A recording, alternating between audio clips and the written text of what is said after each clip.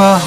তুমি সব ভালো আমার, তুমি সব আলো আমার, অন্ধকার তো না, তবে কি বৃথা যাবে প্রেম প্রার্থনা। ঈশ্বর কি তোমার আমার মিলন লিখতে পারত না?